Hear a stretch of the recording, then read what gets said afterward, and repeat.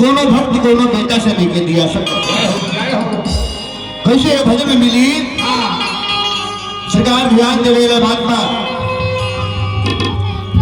कि माई के आज दूध जैसन कवनो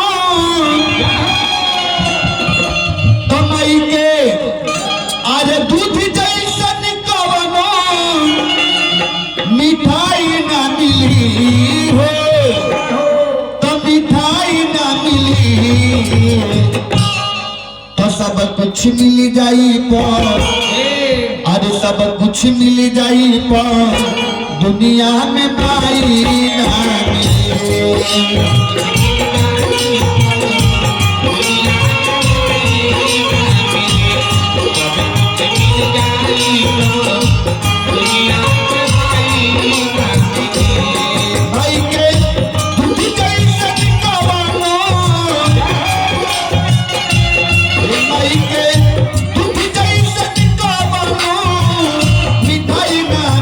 कुछ मिल जाई तो दुनिया में माई ना मिली।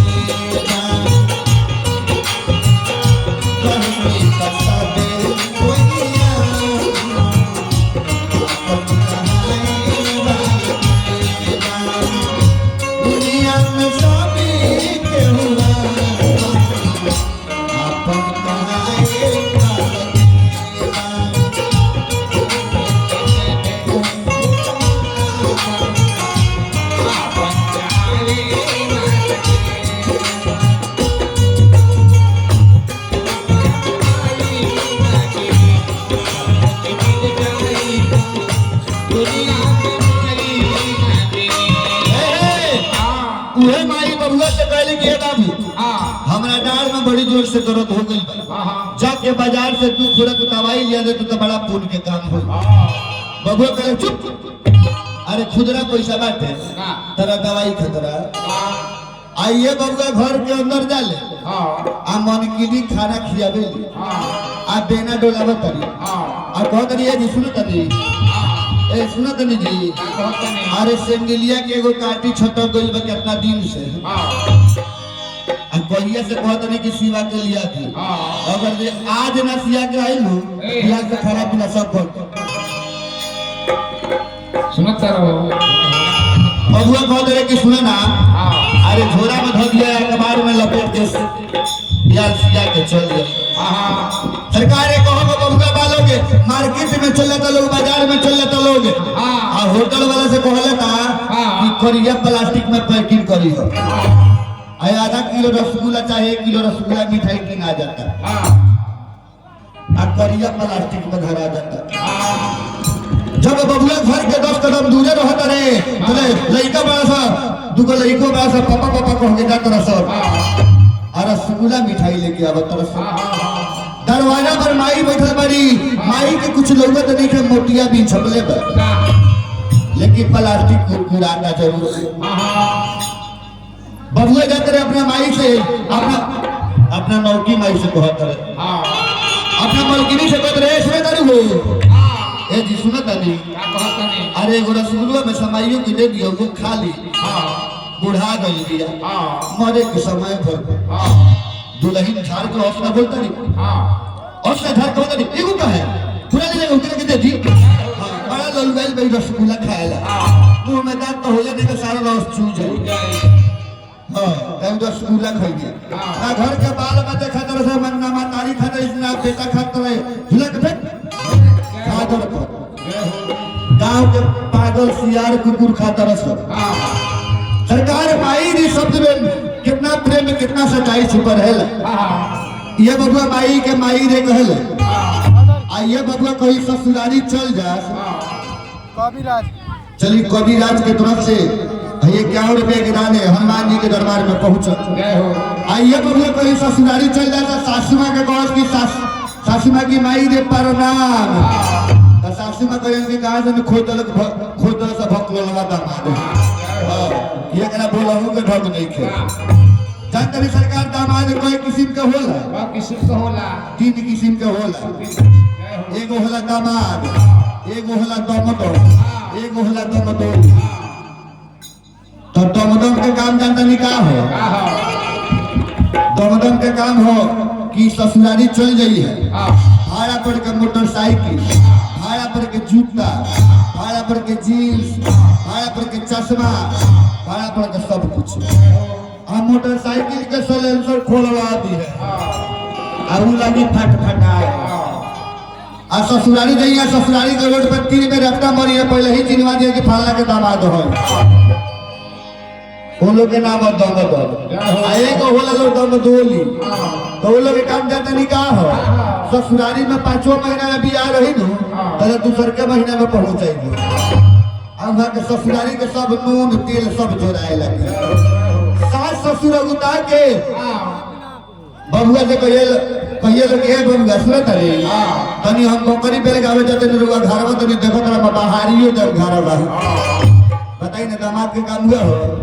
दामाद ओकरी के कह जला सरकार 6 महीना साल भर पर ससुरारी गई रे आ राते के गइले घरे उठ के चल जाई ना त हिनकर खाई ना बाप रे बाप महीना में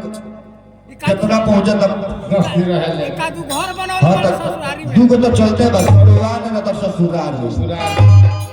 हां सरकार हमरा देखी माई ने शब्द में कितना प्रेम है सच्चाई सुपर बात है पहले के लोग माई रे कहवाई लेकिन हमरा फैशन के दुनिया फैशन के जमाना हो गइल बा हमरा माई रे नहीं कहलो का कहता लोग बता कि मम्मी जी कहो मम्मी जी तो मम्मी जी तो ठीक है बेटा मम्मी कहते बड़ा सा लड़का लेकिन कितना तो रहा बड़ा सा मम्मी को देता रहा जय हो हां तो ये सब देखे के चाहिए सरकार क्यों के माई बाप ही ना चाहे कि हमारे बेटा गुंडा हो को हमारे बेटा चोरी करो हमारे बेटा कोनो खराब काम करो ये क्यों के माई बाप ही ना चाहे राकेश यादव चलिए राकेश यादव जी के तरफ से 51 रुपए के दान है हनुमान जी के दरबार में पहुंचले लेकिन बड़ा सुंदर बात करी कि जोगी के था लगेला पत्ता के भी गईले पर हां बाप रे बाप साधुई से देखनी है विश्वनाथ भैया के दरवाजा पर हमने के तो दूसरे नाता घर परिया लिया का आगे लोगों से परिया भैया अच्छा छोड़ी अरे मैं छोट सा रहे लोगों से कति मट्टी आई है सरकार साधुई से पत्ता कितना बिगाइल कितना काम होइल ए जे गोल में कि जोगी के था लगेला पत्ता के बिगाइले पर सुरती के था लगेला होठे में दबाइले पर मरीज के था लगेला डॉक्टर लगे गइले पर आ सास लोग के था लगल ना का पतो लोग के आइले पर आकि मुहरी से कुछ आइले पर बाप रे बाबू सास लोग पतो न मांगता हो गोड़ी माई से भगवान से कि हे गोड़ी माई हे भगवान हमरे को पतो दिया कि सब भाई मर करी खाली भूख भूख भरत हो के आ साफ नागिन खाली हो के आ त नागिन के नाच नाचिए जाता एक को दुआरी ना तो चले 4 को दुआरी देख लो तो कहां पेट के पानी बचता है हमरा ये फैशन हो गई बा हां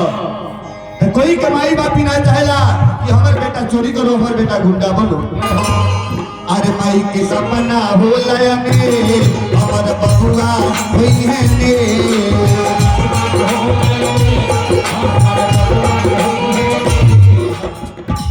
अरे माई के सपना होला ने हमर बबुआ होई है ने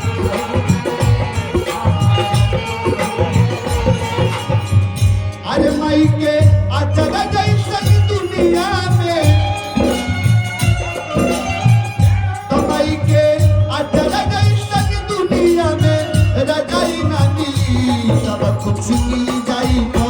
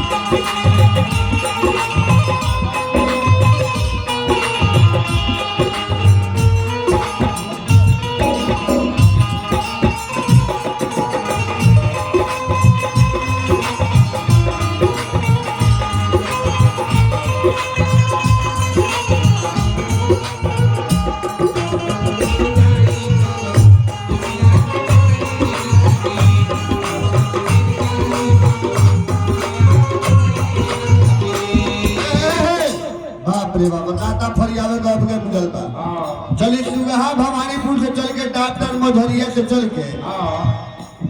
कहने हुआ बबुआ के यहाँ ससुरारी है हो और बबुआ के नाम जानते नहीं का हो तेरा भूसौनी भेजा बड़ा का हो हमने के गाँव के नाम शिकायत बहुत करई हो बबुआ के नाम है रत्नेश यादव और रत्नेश यादव के बबुआ के तरफ से 501 रुपया आई लेकिन बबुआ के पापा जी नहीं खिलो को लड़की लोग बाबा जी लगी है बाली यहाँ के सब दिया ना करे आई बनी राहुल सब दिया ना तो हमने को सब दिया ना बाजी तो जले कुछ ना कहले तले कहा कुछ मिले जाता है ए पाका सब वही सरकार है समय के अनुकूल सरकार है समय जितना मिले बा हमारा बस एगो छोटा सा सोहर गायब चाचा जी हमारा समय के चीज सुना दे वालों के तो देखी